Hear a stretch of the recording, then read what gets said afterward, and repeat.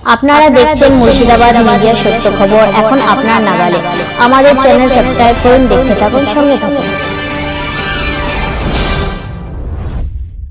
এই ডাক্তার মহিলা যদি আমার বোন যদি তার জীবনটাকে বাঁচাতে না পারে, ওই নর পিতালদের হাতে ধর্ষিতা হয়ে যে তাকেও মৃত্যুবরণ গ্রহণ করতে হয়, তাহলে আজকে আমার ঘরের আপনার বাড়ির মেয়েরা কিভাবে সেফটি থাকবে?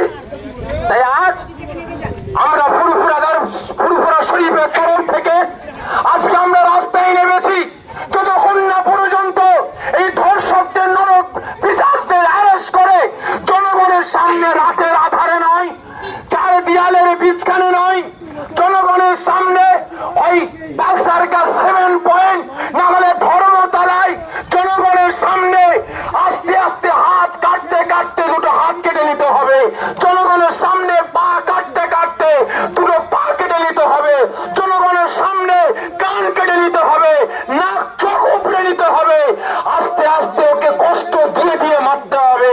দেশের আইনটা এটাই চালু করতে হবে। তাহলে আগামী দিন আমার আপনার বাড়ির মহিলারা, আমার আপনার বাড়ির মায়েরা, বোনেরা তাহলে সেফটি পাবে, এই পিতালদের হাত থেকে তারা বাঁচতে পারবে। আর না হলে আজকে হয়েছে আমার ডাক্তার বোন ধর্ষিতা হয়েছে, আমার বোনেরা মায়েরা সামনে থাকবেন, বাকি পুরুষ যারা আছেন প্রত্যেক